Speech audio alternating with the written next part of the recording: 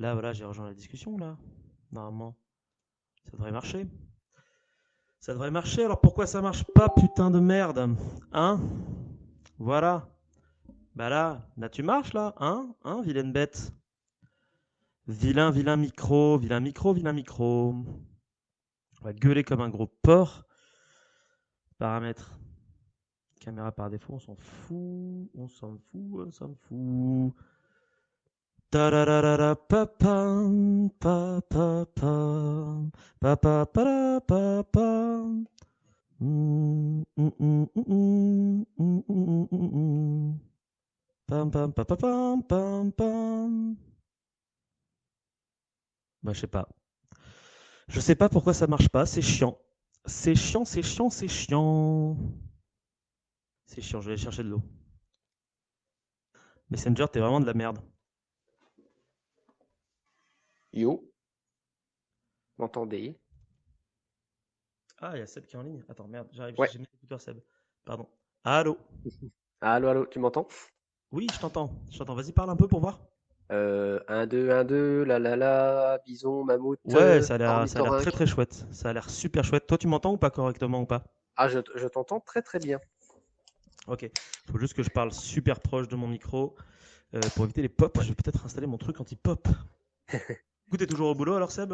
Ça va, ça se passe? Ouais, parce que oh, oui, ça se passe bien. Écoute, on a du monde. Ouais, Et tu vois, même aujourd'hui, malgré tu sais, t'as l'entrée en vigueur là, de la vérification du pass sanitaire là et tout, ouais.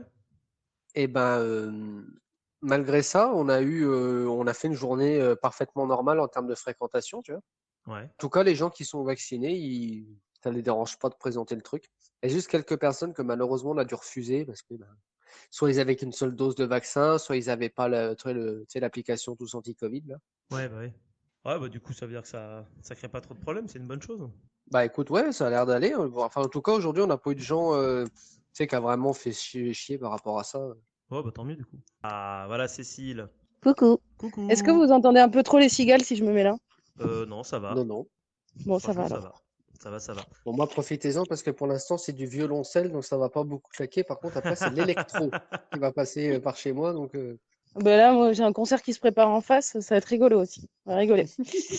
Bah écoute, ça va être folklorique entre mon micro qui est très très bas et les différents sons que vous avez. Je sais vraiment pas pourquoi mon micro est bas. Je comprends pas du tout ce qui se passe. Je sais pas. En fait, avec Discord, j'ai jamais eu aucun problème. Et là, en utilisant Messenger, je me rends compte que mon son est bas. Et le truc, c'est qu'avec ah ouais. Discord, tu peux régler le son des gens, en fait, tu sais. Donc du coup, ça me permet de créer une cohérence sonore entre chacune des personnes. Les gens qui sont trop bas, je les augmente. Les gens qui sont trop hauts, je les baisse, Avec le etc. Et là, sur Messenger, donc. Messenger, tu peux pas du tout gérer quoi que ce soit en termes de son. Donc ça va être folklore, mais c'est pas grave parce que vous êtes là. Et du coup, bah, on peut Et oui. commencer.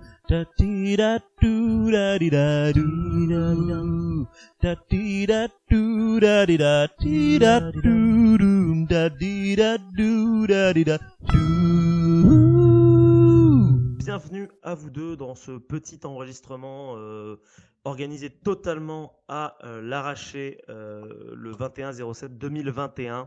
Ça y est, on est en plein mois de l'été, il fait chaud, je sue à grosses gouttes dans mon appartement. Et merci du coup à vous deux d'avoir essayé de me rejoindre. Vous êtes tous les deux au téléphone en plus, donc Ben vous oui, n'êtes oui, pas du oui. tout vraiment là, mais vous êtes là quand même et ça me fait plaisir. Bah, nous de même. Bonsoir à tous. Bon alors du coup, comment est-ce que vous allez alors tous les deux en ce moment? Bah, du coup, moi, ça va très bien. Écoute, la pleine saison touristique là au musée au parc Alésia. Donc, bah, ça se passe bien, ça roule bien. Il fait beau, on est content. Et toi, du coup, Cécile, parce que en fait, au final, ce qui est rigolo, c'est que vous êtes tous les deux, enfin tous les deux, on est tous les trois finalement des saisonniers en fait. Au final, c'est un peu la manière qu'on a d'appréhender le monde depuis déjà plusieurs années, je pense maintenant de faire saison Oh sur oui. saison sur saison. Oui, ben pleine saison pour moi aussi, avec des nouvelles contraintes depuis quelques jours. Et oui, et Donc, oui, et oui. ben, ça va, mais c'est fatigant de s'adapter là au nouveau rythme qui se met en place et aux nouvelles contraintes. Mais dans l'ensemble, il fait beau, on n'a pas à se plaindre. Voilà, Ah oui, ça, c'est clair. la C'est ça, nature est c'est belle, exactement ça. tout va bien. Ok, bah écoutez, super. Et toi, Marc? Bah moi, écoute, c'est un peu pareil, hein, j'ai envie de te dire. Il fait beau, il fait chaud. Bon, c'est un peu. c'est parfois un petit peu crevant, on va pas se mentir, de bosser comme ça quand il fait extrêmement lourd la plupart du temps. Mais moi, j'ai pas encore travaillé depuis que le pass sanitaire a été mis en vigueur, puisque oui, c'est aujourd'hui qu'il a été mis en vigueur, et aujourd'hui je suis Mm. en repos, donc je ne Ah travaille oui. pas. Donc je sais pas encore vraiment ce que ça me réserve pour le futur. Et de ce que tu m'as dit, Seb, tout à l'heure, visiblement, ça n'a pas l'air d'avoir changé grand-chose Bah, pour toi. bah non, pour nous en tout cas, on a eu la même aujourd'hui. On verra dans le mois d'août, hein, mais aujourd'hui, on a eu exactement la même fréquentation qu'on a en moyenne deuxième moitié de juillet. Donc, ça nous a beaucoup surpris d'ailleurs parce qu'on pensait que du coup, ça ferait chier les gens qui voudraient pas sortir. Mais non, non, en tout cas, pour l'instant, les gens, non, non, ils sortent le pass sanitaire, ça les dérange pas. Donc, Je crois que pareil, à la réception du camping, c'est la manière dont c'est mis en place, ça aide les gens et on est en transition encore, Ouais, donc c'est pas encore hyper drastique et donc ça laisse pas mal de liberté entre bah oui, oui. guillemets et de compréhension de la part de tout le monde. Mm. ouais, Ah bah nous les gens alors nous la direction on a quand même une demande d'être assez stricte entre guillemets sur voilà sur laisser ou non rentrer les gens qui ont qu'une dose ou quoi aux caisses, mais les gens sont compréhensifs. C'est-à-dire qu'on a eu plusieurs personnes qui étaient un peu déçues mais qui nous ont dit ah bon c'est bien que c'est pas de votre faute nani nanère, donc voilà il y a pas de on n'a pas eu d'agressivité par rapport à ça. Effectivement, nous c'est pareil ouais. aussi. C'est plutôt positif du coup. En fait, ça veut dire que finalement, il y a quand même encore pas mal de bienveillance qui traîne malgré un petit peu les divergences qu'on peut avoir en ce moment Mm, d'opinion mm, ou mm. de choses à ce niveau-là, quoi. Oui, mais je Bah, en pense que tout c'est cas pour aussi l'instant oui. c'est ça qu'il faut garder aussi, c'est que Ouais, quelles que soient nos positions personnelles, elles restent des positions personnelles et qu'il faut rester dans la bienveillance pour éviter de partir dans la violence ou dans la discrimination, l'agression. entre guillemets, et l'agressivité. Ouais, Ah bah oui bien sûr bien sûr.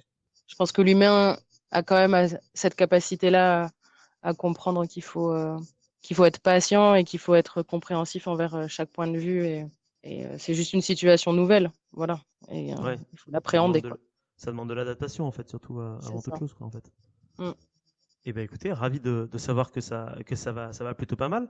Et je vous avoue, j'ai rien du tout préparé, hein, donc ça va être de Mais moi, improvisation j'ai une question. totale. Ah, t'as une question du coup? Ouais.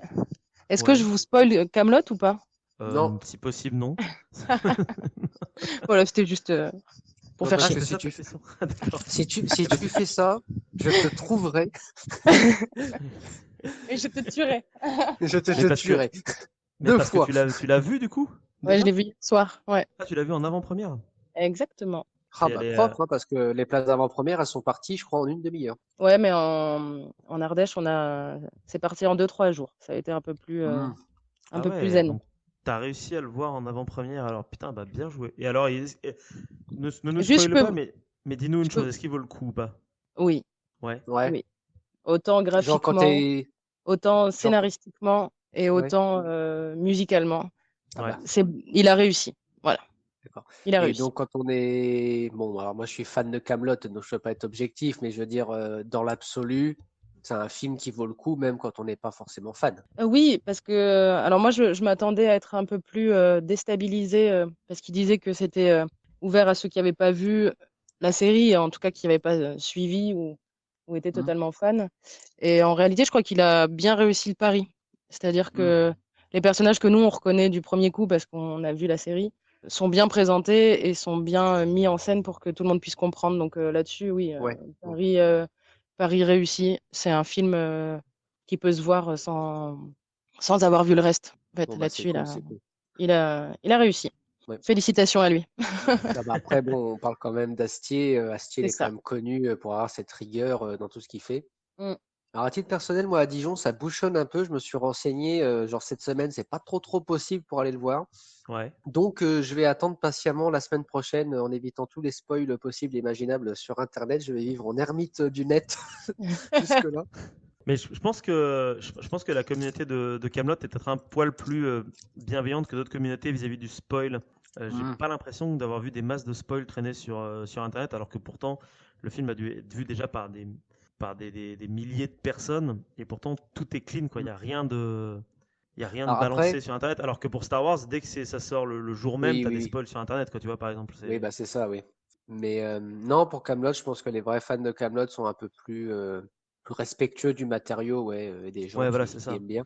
Et puis ben après, je vais te dire, moi j'ai vu le livre 5 en sachant pertinemment ce qui se passerait dans le dernier épisode parce que ben, je l'avais vu au hasard totalement. Ça m'a pas empêché d'adorer le livre 5 et de le trouver très très bon, hein.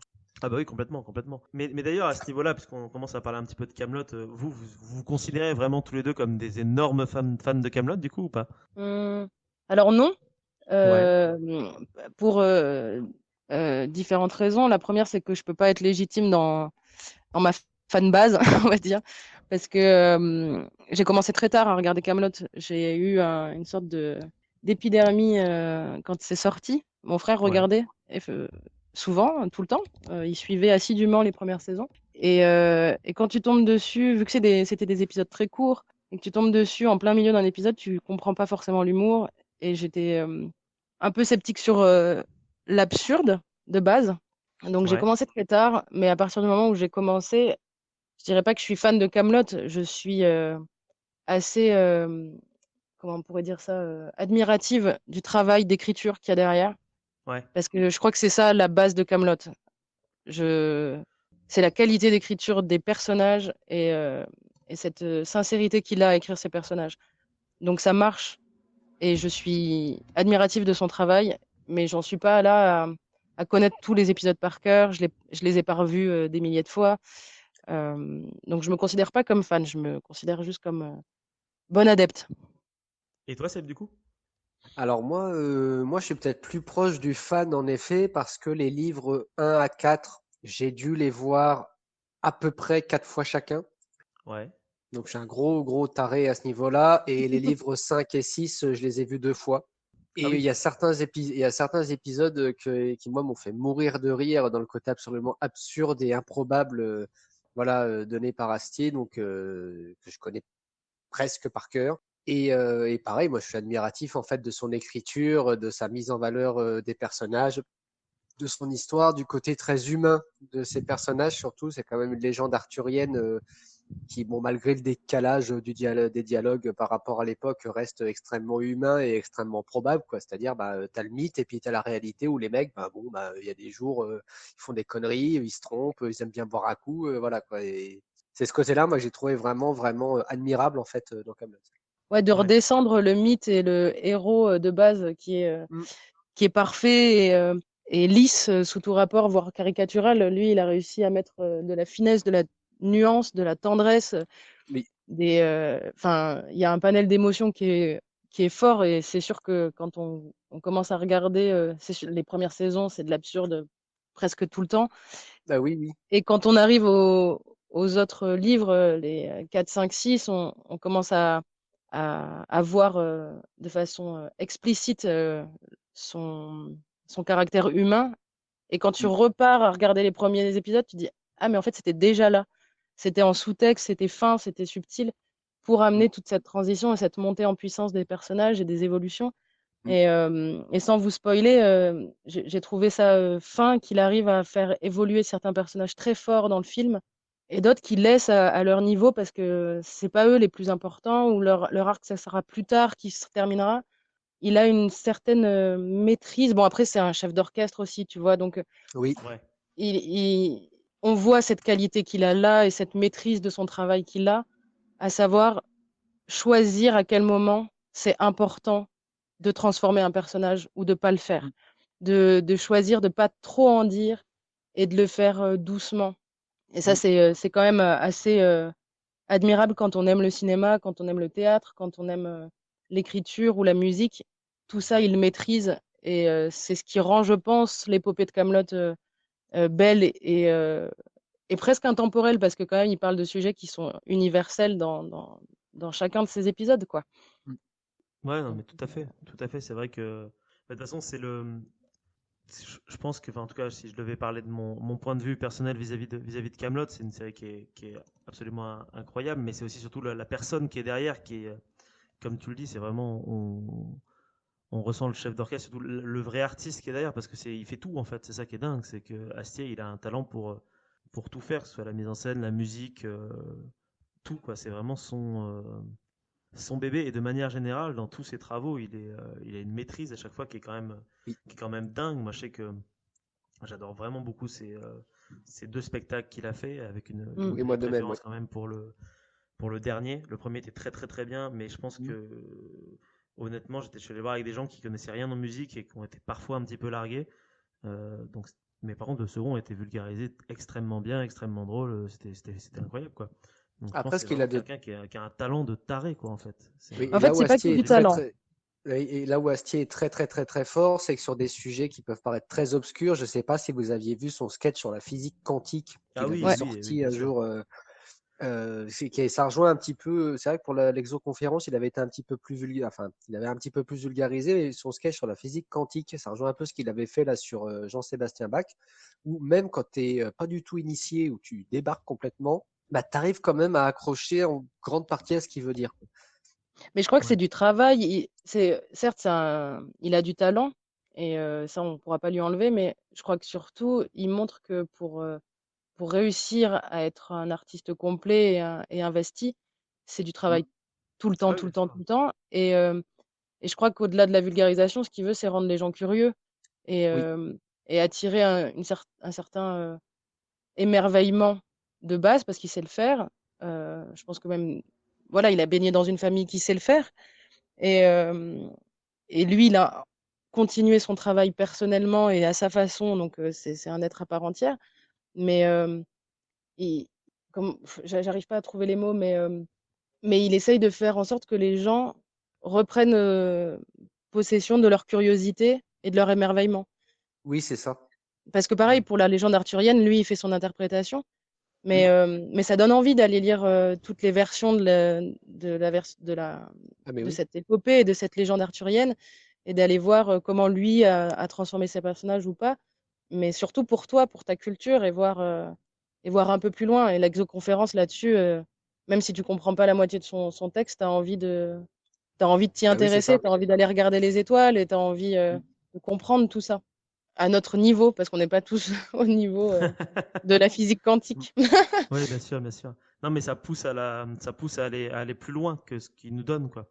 Pour la légende Exactement. arthurienne, très clairement, effectivement, si tu es intéressé par ça, Camelot, c'est un très bon point de départ parce que mine de rien, on a parfois l'impression que c'est complètement what the fuck, mais quand tu te renseignes, tu te rends compte qu'en fait, c'est juste que c'est réactualisé, mais que les relations entre les personnages sont pas tant Mm. changées que ça et que ça reste toujours vraiment plus ou moins euh, une, euh, une logique cohérente par rapport à ce qu'on sait de la plupart des ouvrages de la légende arthurienne, quoi. C'est Et ça puis qui est fou. surtout, alors peut-être pas tous, mais quand tu compares les personnages principaux des légendes arthuriennes et la version d'Astier, tu te rends compte qu'en fait, même si c'est absurde, la réinterprétation de beaucoup de ces personnages est extrêmement juste. C'est ça, Je exactement. pense notamment à Perceval, et À ça rejoint un Perceval, petit ouais, peu bien ce que sûr. tu disais tout à l'heure, Cécile. Moi, Perceval, en tout cas dans la version d'Astier, c'est mon personnage préféré, loin, Préféré. loin, loin, loin, loin devant les autres.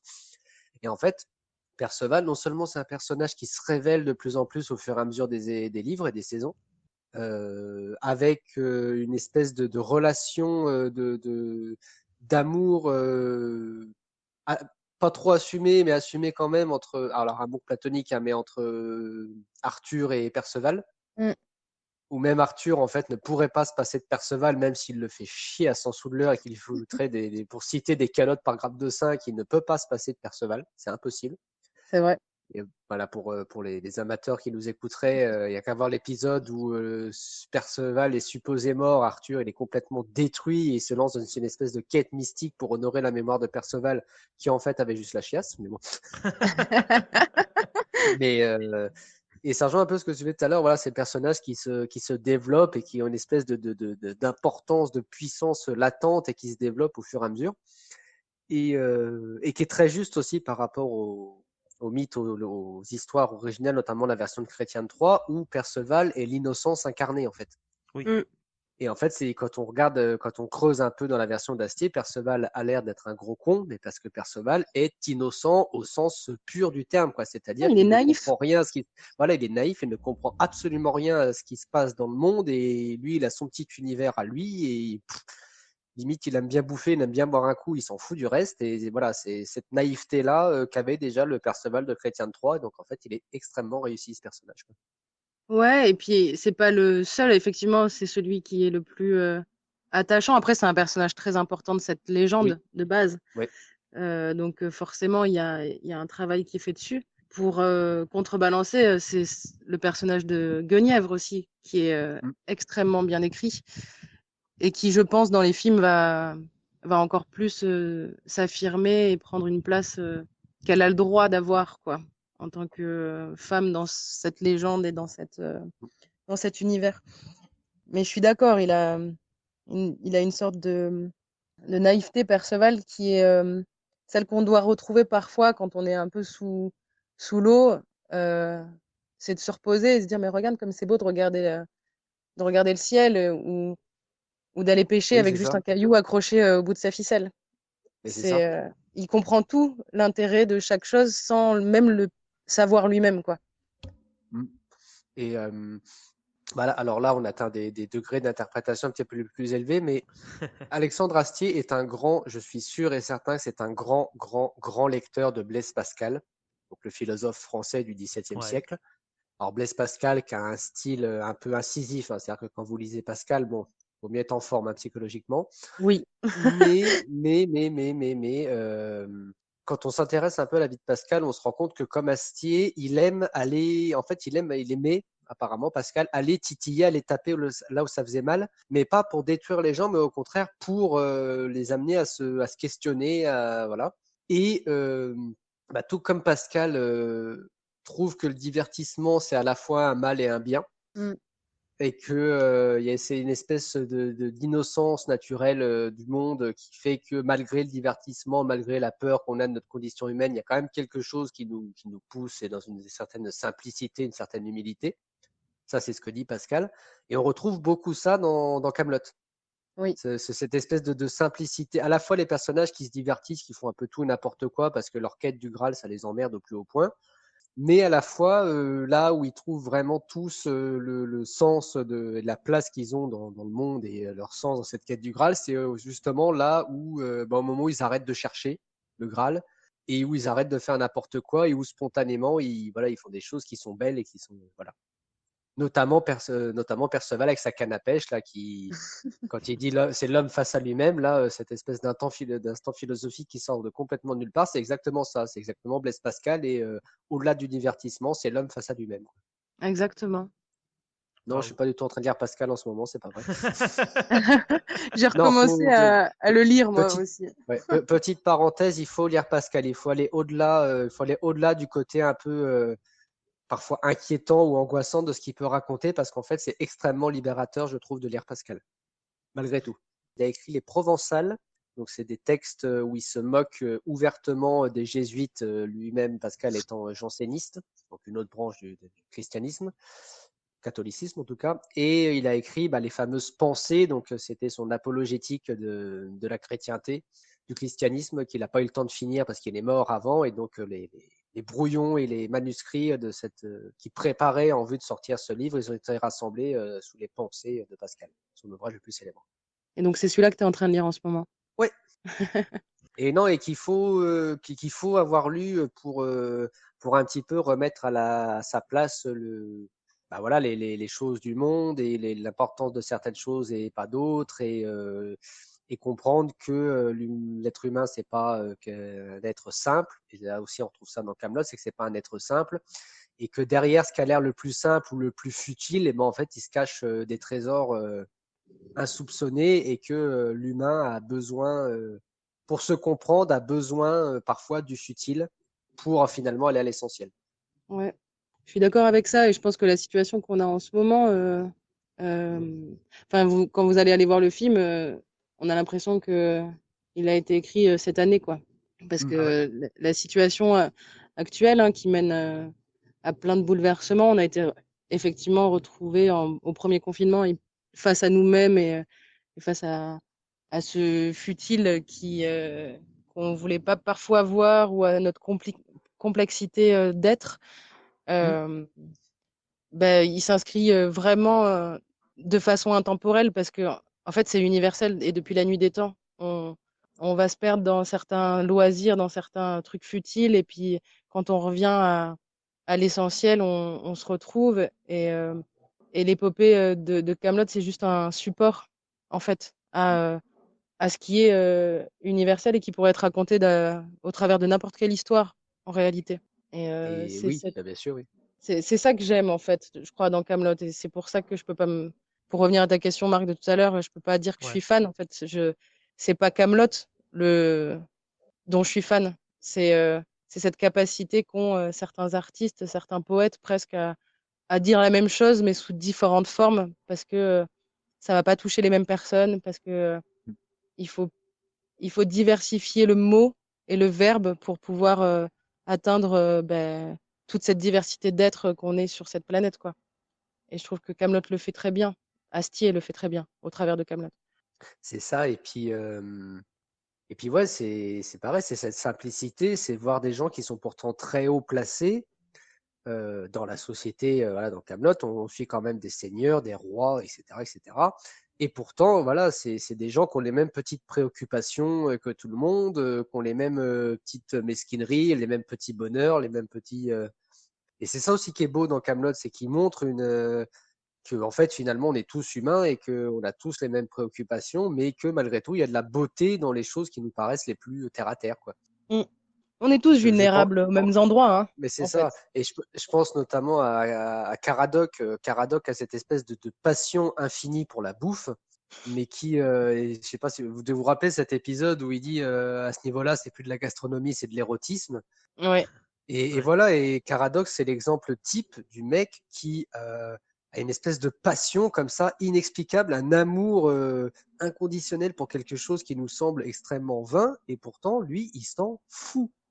Il s'en fout. Il a l'amour de ça, de la nourriture, qui est une chose extrêmement simple, et voilà, et pour lui, c'est la chose la plus simple enfin, pour tout le monde, c'est la chose la plus simple du monde de manger, mais pour lui, ça n'a pas de prix, quoi. Il est Oui, heureux de vivre juste parce qu'il peut bouffer, quoi. Et ça, oui, quand ça on montre que réfléchit la 30 secondes, c'est passion, magnifique, quoi. ouais, ça montre que la passion, c'est pas la passion Parfois, on se dit, ah, j'aimerais bien être à la hauteur de telle personne parce qu'il arrive à faire telle ou telle chose. Mais en fait, Mm, si c'est pas toi l'endroit où tu vas y trouver ton bonheur, où tu vas y trouver l'équilibre d'oublier tes tracas au travers de juste une petite activité qui, certes, est juste manger mm. ou juste sortir, respirer, écouter de la musique ou c'est en fait s'arrêter et prendre du temps pour soi et pour ce qui nous fait du bien. Mais c'est ça. Effectivement, parfois, ça passe par des choses Et qui, c'est pour voilà, d'autres, sont une perte de temps, quoi. Ou... c'est ça. Sargent dit ce que disait Pascal, c'est que pour lui, le divertissement, c'est la misère et la grandeur de l'homme. C'est-à-dire que quand il s'oublie, l'homme par le divertissement et qu'il s'en lance dans l'orgueil, dans la compétition, dans machin, c'est nocif, c'est néfaste. Mm. Mais par contre, quand il s'en sert juste comme un petit mouvement de recul pour finalement revenir à lui-même et se centrer sur lui-même, eh ben ça a des aspects positifs, quoi. Effectivement. Et c'est ce qu'il veut mettre en avant. Et quand on regarde la série, finalement, les personnages qui chutent, les personnages qui tournent mal dans la série, c'est les personnages qui prenaient certaines choses beaucoup trop au sérieux. Oui. Ouais, ou pour Je pense acquis. par Lancelot, exemple notamment.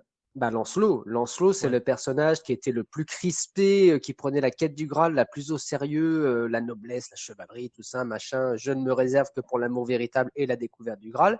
C'est celui qui était le plus crispé sur son ambition et sa volonté de mener à bien la quête du Graal. Et finalement, c'est celui qui chute le plus. Oui, et puis la quête du Graal, finalement, quand on y pense, c'est cette humanité et ce respect-là entre toutes ces C'est ça. personnalités. Et lui, Et il passe à finalement, côté. c'est Lui, ça, il passe celui qui total à s'éloigne le côté. plus du Graal, c'est celui qui le recherche le plus, c'est Lancelot. Mm. Oui, c'est qu'il va chercher une vérité sans regarder autour de lui et que cette vérité, elle est déjà là et que c'est l'entièreté de tout ce qui l'entoure. Mais voilà, non, mais Camelot, c'est vraiment. Je trouve que c'est même ceux qui dénigrent Camelot, je pense que ça vaudrait vraiment le coup qu'ils se donnent la peine de s'y intéresser un peu plus, Oui, parce que bah, justement Camelot, c'est l'exemple même de ça a l'air très con vu comme ça, mais en fait si on creuse un peu, bah, c'est pas si con que ça et c'est même plus facile d'arriver à des questions intéressantes en passant par ce qui a l'air un peu con que des choses qui ont l'air beaucoup plus sérieuses, quoi. bien sûr. Ouais, c'est Mais qu'il y a beaucoup l'absurde de... a cette capacité-là de le faire. Vas-y, Oui, c'est pardon, je t'ai ça. coupé, Non, Marc. non, vas-y, allez-y, continue. Je dis qu'il y a beaucoup de gens qui ont du mal à aller au-delà justement de ce qui est présenté. C'est-à-dire qu'ils vont regarder un ou deux épisodes et justement être face à quelque chose de tellement absurde qu'ils vont avoir l'impression Mais que je c'est pense pas que fait les gens pour ont eux, et du ça mal, refait, quoi. je pense que les gens ont du mal avec l'absurde, parce que ça renvoie tellement à la condition. Alors, il n'y a pas que l'absurde, hein, mais l'absurde, entre autres, ça renvoie tellement à la condition humaine, qui parfois est complètement absurde, justement, que bah, l'absurde dans dans la culture, dans le divertissement, dans l'art surtout, c'est quelque chose qui, des fois, bah, les gens passent à côté parce que c'est quelque chose qui est à la fois très simple et très complexe à aborder, quoi.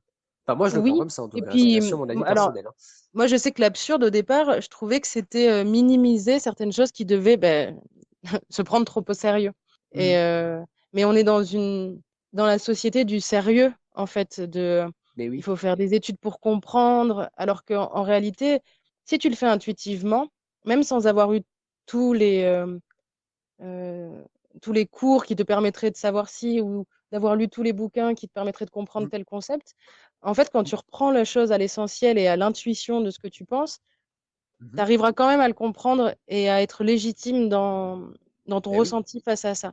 Après, l'absurde Mhm, en France, c'est plus compliqué. En Angleterre, eux, ils ont quand même cette culture de l'absurde qui était oui, là, avec les Monty Python notamment, mais entre autres, oui. entre autres, parce qu'en fait, ils ont énormément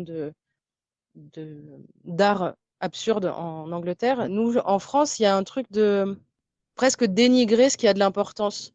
Et quand on met de l'absurde sur l'amour, ou si on met de l'absurde sur l'amitié, ou si on met de l'absurde sur ces choses qui, en France, ont de la valeur parce qu'on est le pays du romantisme et de Mhm. l'expression de soi et de ses sentiments, c'est comme si on leur enlevait leur force. Et moi, j'ai mis Mais du oui, temps à comprendre que c'était l'inverse. C'est que par l'absurde, ben, on peut aller aussi soigner des choses très douloureuses. bah oui. Euh, et et c'est ce que fait, et ce que a amené Camelot, parce que je crois que c'est quand même l'une des premières séries les plus absurdes qu'on ait eu Oui. en Et, France. et puis c'est véritablement de l'absurde parce qu'il y a eu d'autres ersatz de Camelot ensuite qui ont été produits à la télé parce qu'ils ont vu que Camelot ça marchait bien. Je pense notamment à La Petite Histoire de France, bon, qui a quelques épisodes assez rigolos, hein, mais ces courtes séries là en micro-sketch comme l'avait fait Camelot sont uniquement de l'humour. Là où Camelot, il y a vraiment cette notion d'absurde qui est très profond et qui est à la fois très bizarre, libérateur, qui permet de remettre en perspective certaines choses. Et je suis d'accord avec toi, ouais, c'est vraiment ça la force de Camelot, quoi. Ouais, c'est un travail de dentelle en fait, hein. C'est réussir à trouver l'équilibre entre le foutage de gueule, l'émotion Mhm. et l'humour potage qu'on peut avoir en France. Oui, c'est Et il ça, oui. arrive à onduler dans toutes ces formes-là sans il est jamais tombé à côté. C'est ça qui est troublant Non, c'est aussi. ça. Il n'y a Oui. pas un épisode qui est mauvais. Alors oui, il y a des épisodes qui te marquent. Moi, c'est celui de la poule blanche, hein, on va pas se mentir. Euh, Mhm. mais il arrive toujours à positionner le bon curseur au bon endroit La sans poule tomber à blanche. côté. Ouais, c'est la poule de Gatineau. Ah Euh, oui, oui, oui. Oui, je oui, suis ça y est, très fan c'est. des, des personnages pécores dans Kaamelott. Ah oui, ah bah oui, oui, oui. Gropard, c'est Gatineau, ouais, c'est pareil. Ils font partie de mes petits chouchous, ces deux-là. Ouais, c'est les personnages qui évoluent pas tant, mais qui évoluent quand Ben même. non, mais c'est ça. C'est cette subtilité que j'aime. C'est cette grâce. En fait, il y a une sorte de grâce, ouais, dans le travail de Kaamelott. Mm. Qui est, du coup, j'avais un peu peur que dans le film, on perde ça parce que grand moyen, parce que grosse histoire, parce que format très très long, même si dans les derniers livres, il y avait du format long. Et en fait, il perd pas, quoi. Il arrive quand même à garder cette petite dentelle là autour de son histoire et c'est beau. Ben, c'est là où il est très très bon. Mais c'est là où il travaille beaucoup, je pense, surtout. Oui. Ah bah C'est par contre, cool, je pense que ce mec, c'est un artiste vraiment au sens le plus absolu du terme. Je pense que ce mec crèvera soit sur scène, soit en train de tourner un film, ou soit chez lui dans son bureau en train d'écrire. Je pense. ouais. Et de faire toujours mieux Je, que ce qu'il a fait avant. Enfin, voilà, d'aller c'est toujours chercher plus loin. mais il l'a avoué dans une émission et quand ils interviewaient les autres acteurs de la série Camelot au moment où ça avait explosé, où c'était extrêmement populaire à la télé, tous avaient dit mais enfin il n'arrête jamais de travailler, jamais, jamais, jamais. Mm. Mais Et pour moi, c'est un génie. C'est vraiment. mais c'est ça, le Euh, garçon, il a ce besoin il sait pas s'arrêter, il il ne peut pas peut pas. s'arrêter. Ouais, c'est ça. Ça doit pas être facile à vivre, mais Même, mais mais enfin, il l'avait dit un coup dans une interview, il avait dit moi je fais jamais d'apéro. J'ai dit, genre, Mm. j'invite jamais ma famille ou mes amis à boire l'apéro à la maison et je vais jamais quand ils m'invitent parce qu'il dit ça m'emmerde. Moi, il faut que je travaille, il faut que j'avance sur des trucs. Et c'est difficile hein, parce que ça doit pas être. Moi, je sais que j'ai cette difficulté-là. J'aimerais pouvoir me mettre à fond dans mes passions qui sont l'écriture et le dessin. Mhm, Euh, et j'ai ma sociabilité. Je sais que quand j'étais petite, j'étais vraiment tout le temps, tout le temps. Je crois que les premières soirées, les premières verres d'alcool que j'ai bu, j'avais 23 ans. mhm. Euh, et tout le monde, t'as des réflexions de la société à côté, de tes collègues qui te disent, mais toi, tu sors jamais, mais t'es pas drôle, mais t'es pas machin. Et donc, je me suis un peu pliée à ça bah, après, au point de se dire, bah, il faut pas que je rate une soirée, sinon je vais rater une conversation, je vais rater un délire, je vais rater un machin. Et, et c'est là que le divertissement prend son côté négatif, c'est que à force Mm. de pas vouloir rater quelque chose de divertissant et de lien presque, je dirais pas superficiel, mais presque, Mm. euh, ben, je prends pas vraiment le temps qui me serait nécessaire pour, Bah, c'est ça. pour moi et pour mes passions. Et finalement, c'est tout le temps, je suis obligée de dire aux gens, je vais pas venir pendant 2 semaines, là, j'ai besoin de me retrouver seule en ermite à la maison et de travailler de 8 heures du matin à 22 heures parce que c'est même pas du travail, parce qu'il y aura des moments d'arrêt, mais c'est Oui, non, mais être oui, c'est ça. dans mon, ne C'est pas ça, c'est être avec couper. soi en fait. Bah oui, Ouais, oui. ne pas couper. Et en fait, c'est difficile au niveau familial quand ouais, tu fais partie de famille où il faut aller au repas de famille. Et moi, des fois, c'est compliqué de faire. C'est presque un effort surhumain que d'accepter d'aller à des repas, que d'accepter de voir ma famille ou mes amis, alors que je les aime hein, profondément. Mais c'est comme du temps perdu pour l'expression de moi et pour grandir. Mm. Et on n'est pas tous capables de faire ce que fait Alexandre Astier, de s'enlever ce qui pour nous sont des loisirs essentiels. Bah oui, oui, oui. Et alors après, si on pousse le principe de divertissement un peu plus loin, s'oublier dans son travail, c'est aussi une forme de divertissement, Ah, hein. oui, c'est clair. C'est là où, bon, du coup, ça dérive sur Blaise Pascal, hein, mais c'est là où lire Blaise Pascal, c'est quand même assez intéressant, c'est que euh, il y a divertissement et divertissement. Il y a le divertissement, comme je disais tout à l'heure, qui te permet de prendre du recul sur soi-même, sur une question qui nous embête. Vous savez, ce moment où on se tord l'esprit dans tous les sens à essayer de résoudre un truc, mais on n'y arrive pas. Mm. Et parce que pendant 1 heure ou 2 heures, on a fait un truc qui n'avait rien à voir et qui n'était pas du tout compliqué pour notre cerveau, et ben ensuite, on a comme une révélation et ah bah putain, oui, mais ça y est, j'ai trouvé, c'est ça. Et donc, il y a Et ce c'est le lâcher divertissement prise. qui est juste, voilà, ça, il y a juste ce divertissement qui permet en fait de faire une pause au cerveau et du coup que tout se remette dans l'ordre et qui est bénéfique. Mm, Et puis, il y a le divertissement qui est néfaste où c'est une volonté de fuite de soi-même. mm. Et en soi, là, toi, ce que tu nous dis pour toi, c'est pas une fuite de toi-même, parce qu'au contraire, tu en as besoin pour te retrouver avec toi-même, pour réfléchir, pour te penser, je sais pas, moi, ta vie, ce qui te plaît, etc. Tu fais pas ça pour te fuir toi-même et pour t'inventer une autre vie que la tienne, en fait. C'est là où le divertissement est néfaste, c'est quand tu te fuis toi-même, vraiment. Et puis en même temps, il devient néfaste quand tu le fais par inconscience. Oui, voilà. Si on peut citer d'autres personnes que Blaise Pascal, Oui. actuellement dans notre génération, j'ai lu pas mal les bouquins de Fabien Olicard, Mhm. dont un qui parle du temps et que notre temps est infini. Si on part du Mhm. principe que chaque seconde est un euro, par exemple, tu vois, de donner de la valeur à chaque seconde de notre vie et à chaque Mhm. moment, euh, il classifie ces temps. Il y a les temps obligatoires, comme Mhm. manger, se laver, dormir. Mhm. Et il y a des temps de loisirs, mais les loisirs, pour lui, c'est le temps de curiosité. Tu vas lire un Mhm. bouquin pour apprendre quelque chose ou pour te nourrir l'imagination. Tu vas regarder une Mhm. vidéo parce que le sujet t'intéresse, parce que tu es allé la chercher volontairement. Et pas parce que tu as Mhm. scrollé sur Internet et que t'es Par tombé hasard dessus dessus, par ouais. hasard. C'est de la recherche active, c'est du loisir actif, c'est faire une activité sportive, c'est aller Mhm. se chercher soi au travers d'une activité. Et tu as le Mhm. non-temps, qui est ce temps, entre guillemets, perdu. Mais si tu fais ton non-temps consciemment, tu te dis, bah là, pendant 1 heure, je vais lâcher prise et rien foutre et me laisser porter.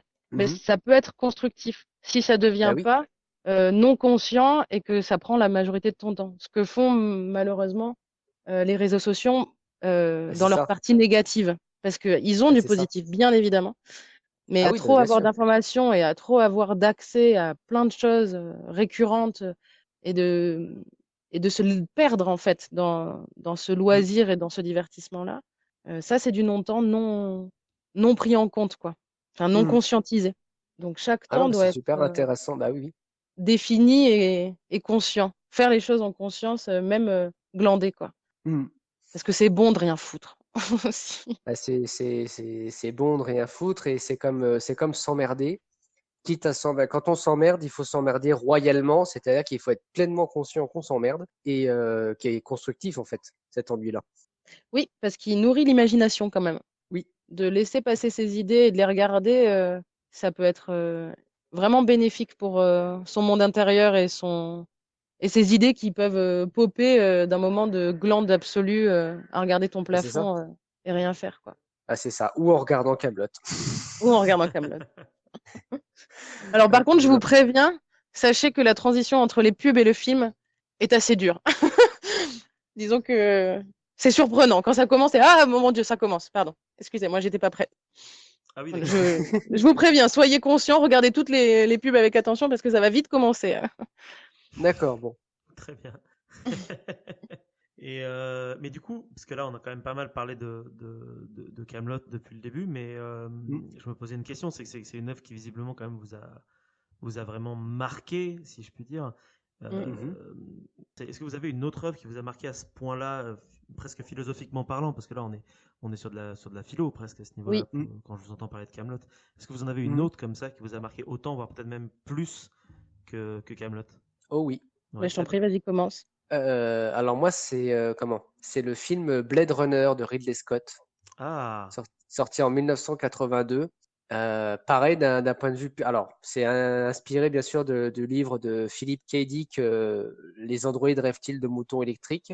Et le roman, comme le film, voilà, c'est vraiment cette question sur qu'est-ce qu'être un humain, qu'est-ce que vivre, qu'est-ce que sur le temps aussi, qu'est-ce que le temps, qu'est-ce que l'humanité fait de sa technologie, vraiment, voilà, une œuvre qui est pleine de questionnements et c'est un hyper beau film, à la fois film de science-fiction, film noir, vraiment un film qui m'a beaucoup marqué et qui est encore aujourd'hui un de mes films préférés.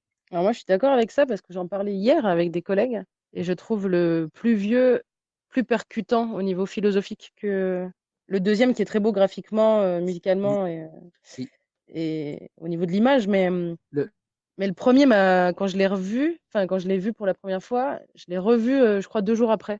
J'ai eu Mm. besoin d'aller le chercher ce film-là parce que j'avais l'impression d'avoir raté, comme s'il y avait plus tu le vois et plus tu vas avoir Oui, des des petites, interprétations différentes, des nuances. ouais, des nuances, puis simplement de la beauté. Ouais, C'est cette scène où alors j'ai plus le nom de son personnage, mais euh, si Roy Batty, donc l'antagoniste principal du film, interprété par Roger Hauer, cette scène là où ils sont sur le toit d'un sur le immeuble et où toit. il pleut, Ouais. elle est juste l'esthétique, même pas ce qu'il dit, mais juste l'esthétique de cette scène est tellement magnifique que voilà quoi. Mais c'est là que le scénario va plus loin que juste les dialogues. Et Oui, cette scène entièrement est incroyable. C'est celle qui m'a marqué le plus hein, dans le ah film ben aussi. moi aussi. Moi aussi, je crois que si un jour on me disait, bah tiens, tu prends un de tes films préférés et tu retires juste un passage de 5 minutes, c'est lequel? Moi, pour Blade Runner, c'est celui-là. Et je pense pour beaucoup de monde. Oui, oui, oui, elle est percutante, la scène, Mm. dans tout. Oui. Et pour et répondre à ta question de mon ouais, vas-y, côté, ouais. j'y Justement, arriverai j'allais pas. te poser la question. J'arriverai pas à dire parce que ça dépend, ce que ça va dépendre de mon humeur du moment. Euh, Ouais, Je dirais qu'il y a plusieurs films, si je dois en citer 3, ce serait Pardon. Cyrano de Bergerac, parce que au niveau de l'amour inconditionnel et de la réalité qu'est un amour et de ce qu'on peut encaisser, c'est celui qui m'a le plus troublé. Et au niveau de la poésie, je trouve que le flot de paroles était incroyable en alexandrin, que ça se pose toujours très bien et c'est voilà, pareil, c'est universel, donc intemporel. Je suis très fan de cette œuvre de Edmond Rostand. Je vais la voir au Festival d'Avignon toutes les années, si je vais au festival, je vais l'observer. Je vais aller voir toutes les versions qui se font. Donc, s'il y en a 4 ou 5, j'irai voir les 4 ou 5 parce qu'elles sont toujours réinterprétées et toujours justes. Euh, Dans l'anticipation, ou en tout cas dans la science-fiction, ce serait Premier Contact qui m'a bouleversée. De Villeneuve, du coup. Ouais. Euh, et ça me fait un peu le même effet que ce que je disais sur Kaamelott, c'est que c'est à tous les niveaux. L'image est juste. Le scénario va au-delà des dialogues et des personnages. Euh, la découpe est magnifique. Musicalement, ça se pose. Et alors, philosophiquement, cette histoire de temps cyclique, ça m'a troublée parce que c'était d'une justesse absolue. J'ai adoré ce film, vraiment adoré. Et je le reverrai avec grand plaisir. Et sinon, dans les classiques, ce serait La planète des singes. Ah, Ah alors bah oui, lequel, du oui. coup? Voilà, je crois que c'est quand même le film que j'ai mis le Mm. plus de temps à regarder parce que je trouvais les premières scènes très très longues. Et quand tu es jeune et que tu regardes ça, tu te demandes pourquoi tu restes devant ton écran. Le premier film, du coup, hein, le tout premier. Ouais, le tout premier, évidemment. Parce que comme il y a Euh, des tas, du coup, c'est oui, faut mais non. vérifier. Non, non. Et pas celui de Euh, Burton, par exemple. Pas du tout. Non, non, non, j'ai pas du tout adhéré à celui de Burton. J'ai jamais réussi à adhérer à ce film-là. Mais le Mm. tout premier, après, je suis très fan des vieux films parce que je trouve Ouais. que quand on voit les effets spéciaux moisis, parce que vraiment ça a énormément vieilli, Ah bah oui, oui. ben en fait, ça donne vachement plus de corps à l'histoire. J'ai l'impression de regarder une pièce de théâtre et du coup d'être présent. Quand il y a Mm. un peu trop, maintenant avec les nouvelles images, j'ai du mal parce que c'est presque trop réaliste et en même temps on sait que c'est pas réaliste, donc j'ai du mal à accrocher. Mon cerveau a du mal à qualifier si c'est une histoire ou si je suis en train de vraiment regarder quelque chose de réel. Et donc le film de La planète des singes, ça a été mon premier choc philosophique, vraiment, au niveau du cinéma. Mm. Comme l'a pu l'être après American History X, mais c'est dans Mm. une autre mesure. Différent. Je crois que La planète des singes, c'est le plus gros. Si je dois en citer qu'un seul, ce serait celui-là. D'accord. Et toi? Alors Et moi, je toi, suis Marc? exactement Ouais. comme toi, hein, la vérité, c'est que je vous pose la question, mais je serais tout à fait, totalement même incapable d'y répondre. Ne serait-ce parce qu'en fait, c'est con à dire, mais des fois, il y a des films que je vois et je les adore. Mais c'est juste que bah, j'en vois énormément des films. Et en fait, du coup, parfois, c'est pas que j'oublie les films, c'est juste que quand on va me rappeler à eux, je vais être là à faire oui, c'est vrai, il est absolument incroyable, je l'ai vu plein de fois. Mais au moment de me poser la question, mon cerveau il va freeze et en fait, c'est juste qu'il y a des tas et des tas et des tas de films de films ou de livres qui pourraient remplir cette fonction. Et en fait, je pense que je ne peux pas et je ne veux pas en fait choisir des Mm. films qui pourraient avoir une importance. Parce que oui, Premier Contact, il est extraordinaire. Moi, tout le travail de Denis Villeneuve, de toute façon, je trouve est fantastique. Blade Runner est très, très, très, très bon. Même Mm. si au fond de moi, je déteste le Ridley Scott de maintenant. Mais, Oui, non mais. mais ça, c'est normal aussi. Et des films comme ça, hein, il y en a des tas, il y en a des tas. Et pendant que vous étiez là, je cherchais, il y a Interstellar qui m'a marqué Oui. très récemment. Et encore maintenant, ça y est, il commence à être très ancien. Mais oui, il y en a vraiment, je pense qu'il Ah, y en a mais vraiment après, des moi, j'ai tas de films en choisi. fait.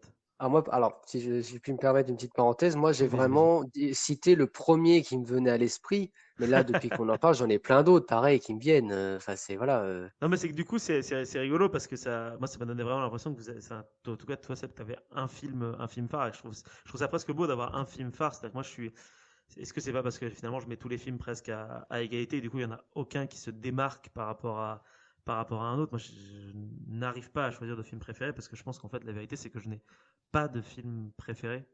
Oui, mais c'est pareil Que... que pour la musique. Ouais, exactement, C'est ton exactement. moment. C'est pour ça que je disais, ça dépend à quel moment tu vas me poser cette question. Tout à fait, ouais. Parce que, parce que là, j'ai parlé de La planète des singes parce que Blade Runner, parce qu'on parle un peu soit d'anticipation, soit de science-fiction. Mm. Mais, mais en fait, dans un tout autre registre, je serais allée vers, je sais pas, Et au milieu coule une rivière, qui est un film presque historique qui parle enfin, d'une société qu'on n'a pas connue aux États-Unis et qui parle de choses beaucoup plus humaines, beaucoup plus terre à terre. Ça Mm. dépend tellement du Du moment contexte, où tu en es émotionnellement et de la première chose qui te vient à bien l'esprit sûr. par rapport Mais à ce dont on a parlé avant, quoi. Ben là, tu vois, par exemple, moi, comme vous parlez d'anticipation, moi, le premier film qui est venu à l'esprit, c'est Les Fils de l'Homme de Hmm. Cuarón. Je Mais n'ai c'est pas vu. juste parce que la vérité, c'est que j'ai vu une vidéo dessus pas plus tard que ce matin. Et c'est juste que dans le contexte, ça fait ressortir ça. Et d'ailleurs, si vous Oui. l'avez pas Oui, vu, je vous le conseille. Parce que pareil, lui, en ah, je termes l'ai vu, il est d'anticipation, excellent. c'est Il- presque plus de l'anticipation à l'heure actuelle, c'est du maintenant, en fait. C'est ça qui Oui. est Hmm. assez dingue avec ce film. Ouais. Et du coup, ce qui en fait un film qui te fait vraiment réfléchir sur le monde dans lequel tu vis maintenant, puisqu'il ressemble vraiment pratiquement à un reflet du monde qui était décrit là 20 ans auparavant, quoi. Donc, Bah, c'est ça, oui. Mais moi, celui Très qui me très bon revient film. beaucoup en ce moment, c'est Bienvenue à Gattaca. ah oui, bien Oui, sûr, ouais, tout à bah fait. oui, oui, oui. Avec Je... l'eugénisme, bien évidemment, Bah ouais. ouais, ça fait Alors que une j'ai vu il y a semaine que je pense qu'à longtemps, ça. je me souviens plus très bien du film, mais je sais qu'il est très très bon. C'est un...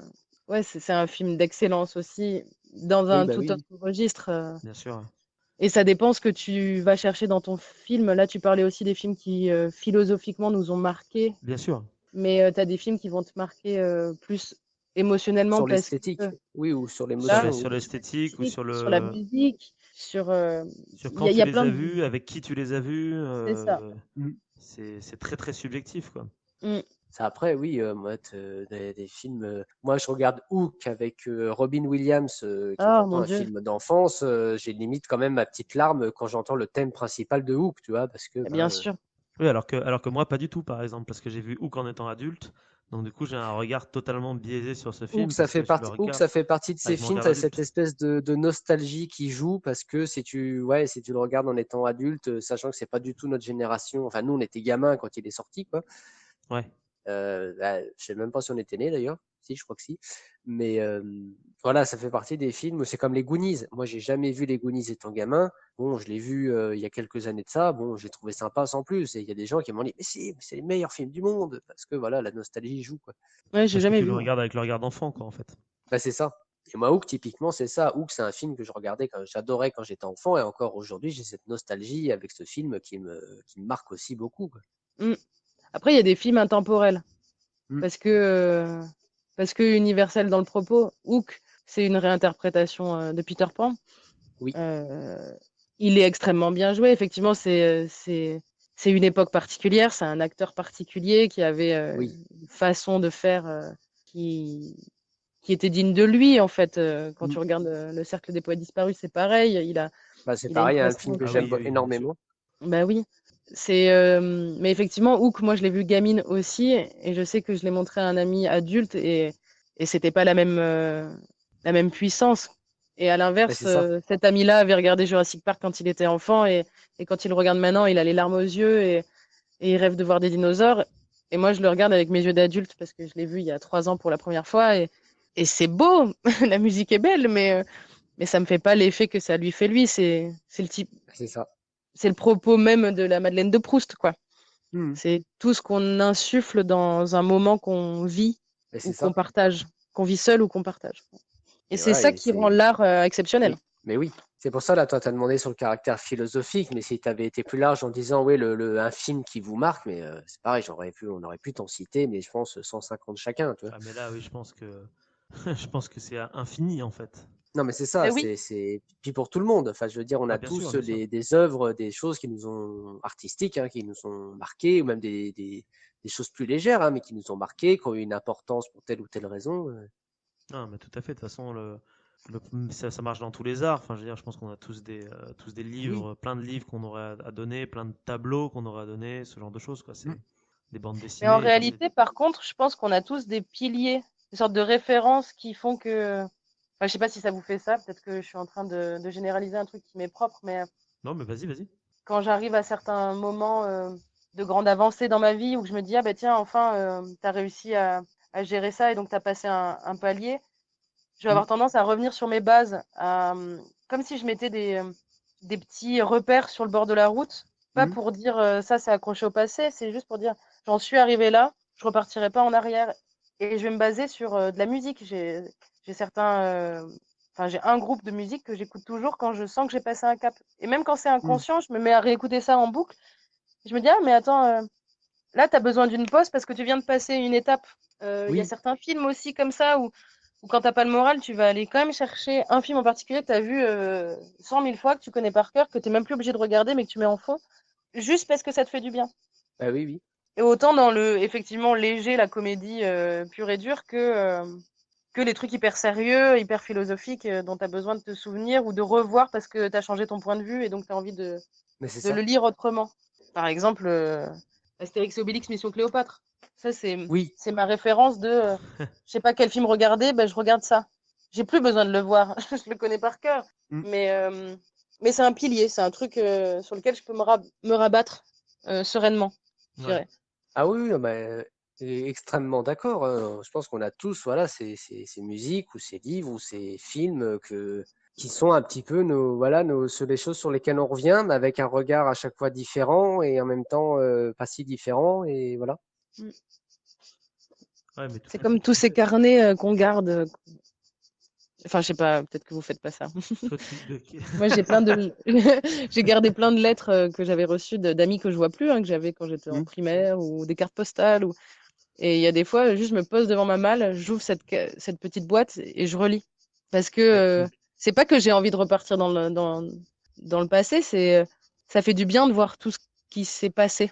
Parce Oui, qu'on bien sûr. oublie l'impact qu'on a eu sur les gens, l'impact qu'ils ont eu sur nous. On a des souvenirs qui s'en vont et de les raviver de temps en temps, Ça fait pas de mal, quoi. oui, Je trouve que c'est pas mal à ça que servent aussi les. Moi, je suis quelqu'un, mais ça fait longtemps que je l'ai pas fait, mais qui fait beaucoup d'albums photos. Je prends Mm. plein de photos tout le temps. Et souvent, on me dit, mais pourquoi tu prends des photos? Les photos, ça te rattache vers le passé, etc. Mais je trouve ça important justement de voir des traces de ton passé, justement parce que ça te permet de, quand tu le regardes, de te dire, ok, je viens de là, et de comprendre d'une part aussi pourquoi est-ce que tu en es ici, et surtout de dire, ok, j'ai quand même pas mal évolué depuis ces années-là quand tu regardes les photos. Donc tu regardes ça avec un côté heureux parce que tu te souviens un peu des scènes et des moments, mais aussi en te disant que c'est quand même un peu grâce à tout ça que tu en es là où tu en es aussi à l'heure actuelle et que ça fait Mm. plaisir en fait de se rappeler de tout Ah ça. oui, oui. et puis tu vois aussi sur les choses sur lesquelles t'as pas avancé.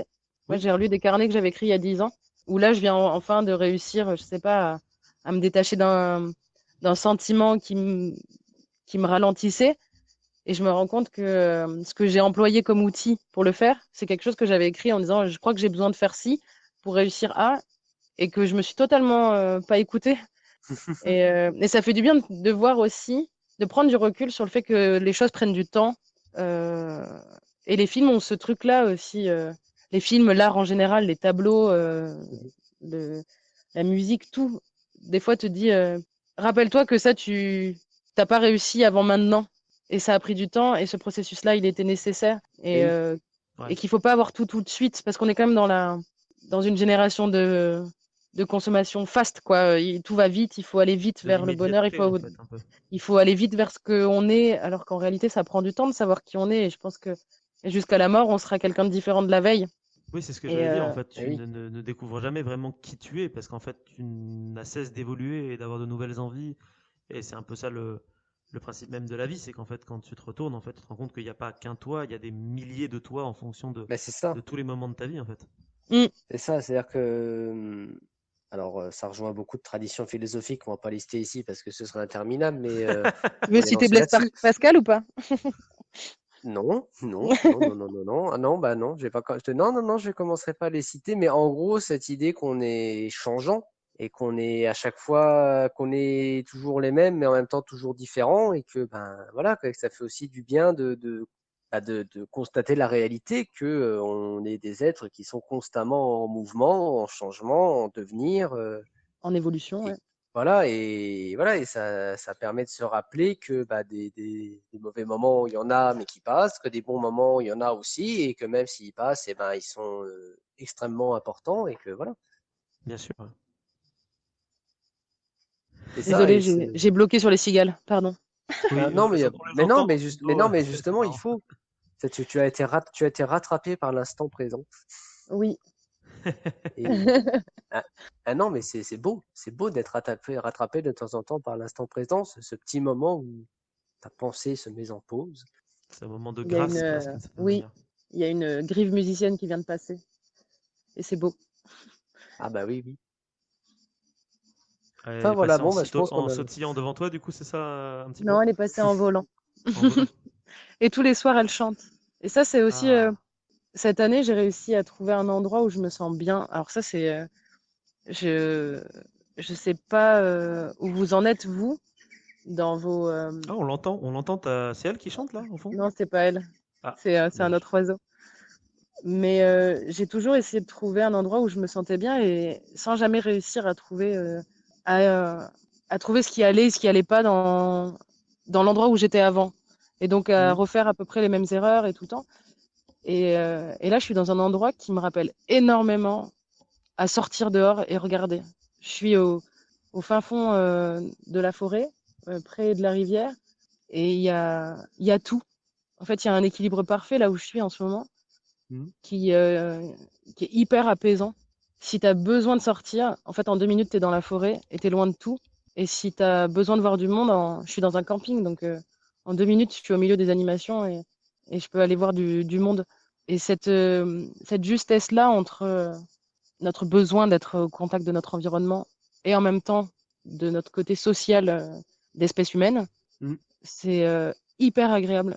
Et c'est pour ça que ça va bien, même si la situation est un peu complexe et un peu bancale, on n'arrive pas trop à se situer selon nos idéologies ou nos instants présents. Ben, d'avoir trouvé un endroit où il y a quand même un équilibre fort, ça m'aide à passer cette situation un peu complexe dans laquelle on est actuellement. Mhm. Alors, je sais pas si vous vivez la même chose, si vous êtes en accord avec vous à l'endroit où vous êtes, mais si c'est le cas, félicitations. Parce que moi, je l'ai cherché longtemps et de l'avoir enfin trouvé et de pouvoir décrocher en 5 secondes et d'écouter les cigales alors que je suis en train de discuter avec des gens philosophie, ça fait du bien. Là, on devrait tous avoir le droit de faire ça, de décrocher quelques instants et d'observer autre chose que ce qui est autour de nous, en fait. Ça devrait être Mais normal. On et devrait avoir le justement, temps de moi, le faire. bah, en fait, moi, j'ai pas changé de cadre de vie là depuis plusieurs années, mais par contre, j'ai commencé à justement aussi, voilà, décrocher et plus simplement vivre dans ma tête et dans mon train-train, mais en fait, me rendre compte que bah, ce que je pensais connaître, je le connaissais pas bien en fait. Et juste relever la tête de soi-même et de temps en temps écouter les oiseaux, regarder un chat qui est en train de roupiller sur un muret dans un coin. Et juste regarder ce chat sans rien faire d'autre et chose que je faisais jamais avant et en fait bah, sans changer de géographiquement de place Mm. j'ai quand même mon regard a changé sur ce qui m'entoure et c'est reposant aussi, c'est extrêmement apaisant aussi d'essayer enfin, de retrouver de la nouveauté dans quelque chose qu'on pensait connaître quoi.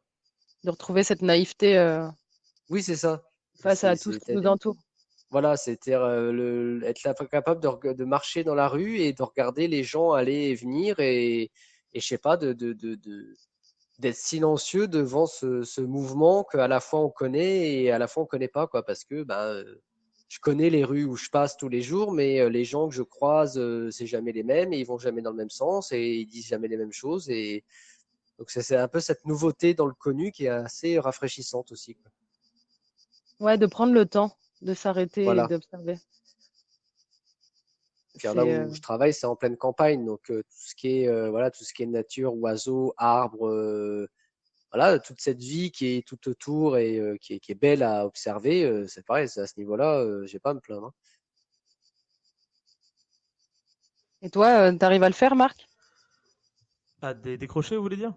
Ouais. Ben ouais, d'une certaine manière, oui et non, dans le sens où moi, quand je suis, enfin, en ce moment, on a un petit peu la tête sous l'eau avec le boulot parce qu'on a des amplitudes d'horaire un peu de malade, mais ça m'empêche pas quand même d'essayer parfois de prendre du temps, mais ça va plus être dans des moments un peu étranges, quand je suis dans ma voiture ou ce genre de choses et que tu vois il y a beaucoup de rapaces au-dessus de là où j'habite et en fait, c'est toujours très impressionnant de les voir quand tu es au volant comme ça et du coup tu prends le temps d'observer ce vol un petit peu au-dessus de toi comme s'il accompagnait un petit peu ta route parce qu'en fait ce qui est rigolo c'est comme il est tellement haut dans le ciel c'est que tu as beau continuer ta route il est toujours là il est toujours présent Mm. même si toi tu as fait plusieurs kilomètres et c'est quelque chose qui est assez chouette. Après je vous cache pas que moi j'habite certes dans un village mais je suis en plein cœur du village donc c'est aussi très Mm. intéressant parce que c'est un petit village donc il se passe pas grand chose donc il y a souvent le bruit des hirondelles etc mais il va pas spécialement avoir de bruit d'insectes. Mais oui, par contre, il y a énormément d'hirondelles. C'est toujours très rigolo de les voir aller dans leur espèce de petits nids entre les tuiles des bâtiments. Alors, des fois, ça m'arrive de râler quand elles chient sur ma voiture, mais au final, je suis quand même content qu'elles soient là, quoi. Ouais, tu râlerais plus. autant quand on n'aura plus, en disant purée, il n'y a plus de nature ici. Oui, voilà, c'est ça. Non, et encore, il y a toujours de la nature, même en hiver, il y en a toujours, il se passe toujours quelque chose. C'est juste que là, c'est les hirondelles, puis en hiver, ce sera autre chose. Mais là, surtout là, ce qui m'a pas mal plu ces derniers jours, on va dire, c'est que en ce moment, bon, alors déjà, il y avait début juillet, il y avait les lavandes qui étaient toutes là et très, très violettes et qui font ce paysage qui est absolument incroyable quand tu arrives sur le plateau et que tout est violet en fait. C'est ouf, ça fait des couleurs de malade. Et ils ont commencé la coupe. Alors moi, je suis toujours un peu triste quand ils font la coupe des lavandes parce que ça redevient terne. Gris. Mais par contre, Ah il y a oui. une senteur qui est absolument incroyable et qui émane de partout. Ça sent Hmm. la lavande dans tous les coins et c'est juste, Bon, toi, c'est t'es à juste comme côté du musée si. de la lavande aussi. Ouais, c'est ça, mais justement, c'est pratique parce qu'en fait, tu as quelque chose de visuel, une beauté visuelle qui se transforme finalement en beauté olfactive. Et c'est un moment qui est assez intéressant de transformation finalement de beauté. Hmm. Et j'aime bien ça. Ça sera un peu plus triste après en automne quand il y aura plus de lavande ni d'odeur, mais ce sera remplacé aussi par la couleur un peu jaune, orange, parfois même rouge des feuilles des vignes, et qui est super beau à voir aussi. Ouais, de se reconnecter au sens. C'est ça. Mais de toute façon, je suis quelqu'un de, ouais, moi, enfin, plus que les animaux, c'est plus les plantes que je veux observer. Moi, j'adore les différentes couleurs. Tu me donnes un paysage avec plein de couleurs partout. Moi, je suis super heureux, quoi. C'est quand la couleur est la même partout que je trouve ça un peu triste parfois. Mais par contre, voir des couleurs dans tous les sens, c'est dingue, quoi. Rien que pour ça, la lavande, c'est tellement, tellement chouette que ça vaut le coup, en fait, juste de vivre dans un coin avec plein de lavande. Alors, je sais que je triche parce qu'il y a le musée de la lavande à côté, mais justement, ça me permet d'avoir des milliers de champs de lavande à disposition. Bah écoutez, je pense qu'on peut s'arrêter là si vous avez terminé votre envie de philosopher de Oh la oui, oui, soirée, oui. pardon. Le lapsus est très révélateur en ce qui me concerne. Euh, Bah, Moi, je suis en train de regarder le c'est de coucher de la faute soleil. d'Astier, hein. C'est de la faute d'Astier, hein. Pardon, hein, je voulais pas qu'on parle de ça. Je m'étais dit, je vais les vanner, mais en fait, Mais non, c'est très intéressant parce que du coup, finalement, on est parti très très loin. Moi, je vous ai surtout beaucoup beaucoup écouté pendant toute la première partie de cet enregistrement parce que je trouvais que vous aviez des choses vraiment très très intéressantes à raconter. Et relier Blaise Pascal à Alexandre Astier, et bah, franchement, je m'attendais pas à avoir ça ce soir. Et je m'attendais pas à ce que ça matche aussi bien aussi parce que il faut quand même que je le précise à nos auditeurs qui nous écoutent, c'est que vous ne vous connaissez pas ni l'un ni pas l'autre. du Ah, tout. pas du Et je tout. trouve que malgré ça, vous avez quand même réussi à avoir une discussion, un échange qui est quand même qui était très intéressant, très, très philosophique. Bah Ça non, bah montre aussi une chose, c'est que ce fut très agréable. oui, c'est ça, ça nous Euh, montre aussi une chose, c'est que nous humains, même quand on se connaît pas, on est quand même capable d'échanger nos idées, d'être en accord, en désaccord, mais parfois aussi, mais de manière bénéfique et bienveillante en fait. Surtout, c'est ça qui est chouette. Donc, je voulais vous remercier pour votre Ben, moi, c'est ce participation que à tous les j'allais deux. dire. Je voulais te remercier d'avoir proposé ça, parce que Bah oui, oui, c'est bah, merci dans ces beaucoup. temps où on a eu du mal à retrouver nos terrasses et nos rencontres instantanées et spontanées, ben, c'était tout comme là, comme si on Bah oui, était à la parce que terrasse d'un bar en train de se rencontrer. c'est ça, c'est que je vous ai vraiment contacté en plus il y a 2 jours, quoi, l'un comme l'autre, parce que voilà, là, je savais que j'avais un temps et justement, quand on parlait de temps tout à l'heure, je voulais mettre à profit ce temps pour faire ça parce que je sais qu'en ce moment du temps, j'en ai pas des masses à disposition et je trouvais ça dommage de ne pas l'utiliser pour quelque chose et je suis content que ce soit tombé sur vous deux. Donc merci Bien, d'avoir répondu merci pour présent ce encore une moment. fois. Ouais, bah merci, ouais, c'était vraiment, vraiment super et en plus spontané. Et ça, c'est quand même ça qui est super, c'est enfin moi de mon côté, j'avais absolument rien préparé du tout, comme d'habitude. Hein, pour ceux qui ont Non, déjà entendu les épisodes où j'ai participé, c'est comme d'hab, je suis arrivé la fleur au fusil en mode ça, j'ai vu la lumière. mais c'est ça qui est beau, c'est ça qui est beau. Mais oui, Mais On en n'a tout pas cas, du toujours coup, besoin d'être préparé. c'est ça, on n'a oui, jamais, non, on n'a c'est pas ça. forcément besoin d'être préparé. On est là en tant qu'individu et juste on a énormément de choses à dire quoi qu'il arrive en fait au final. Mm. C'est ça qui est chouette. Et merci à vous également chez vous, chers auditeurs, parce que bah il faut le dire, si vous nous avez écoutés jusqu'au bout, bah moi ça me fait plaisir. Je pense que ça fera plaisir aussi à nos deux invités qui ont été présents ce soir. Et n'hésitez pas à dire dans les commentaires ce que vous pensez de tout ce qu'on a dit. On a beaucoup philosophé, mais ça fait aussi du bien parfois d'avoir des épisodes qui sont un peu plus calmes, plus posés, plus dans l'introspection peut-être même d'une certaine manière. Effectivement, ça fait du bien. Effectivement. Du coup, bah écoutez, merci à tous les deux et puis je vous dis à très très vite. À très Et ben à très bientôt. vite, bonne soirée à vous, profitez Et bien. merci et bon courage avec le boulot. Seb, rentre bien chez toi. Je sais que tu as encore un peu de trajet. Oui, oh, t'inquiète, ça va se faire tranquillement. Alors que Cécile, toi, tu es déjà à ton travail et chez toi en même Ah, temps, ce qui est quand même bah vachement ça y est, stylé. moi je suis dans la forêt, hein. Je suis partie. Ok, bonne soirée à tous les deux du coup. Bonne soirée, Bonne soirée à vous, à la prochaine. à la prochaine. Da